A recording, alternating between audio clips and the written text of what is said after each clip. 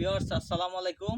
আজকে মালটা গাছের কিভাবে চারা রোপণের পর থেকে পরিচর্যা করা হয় ওই বিষয়ে আমি আলোচনা করব। দেখেন, এই মালটা চারাটা লাগানো হয়েছে, একটু কাছে এসে ধরেন।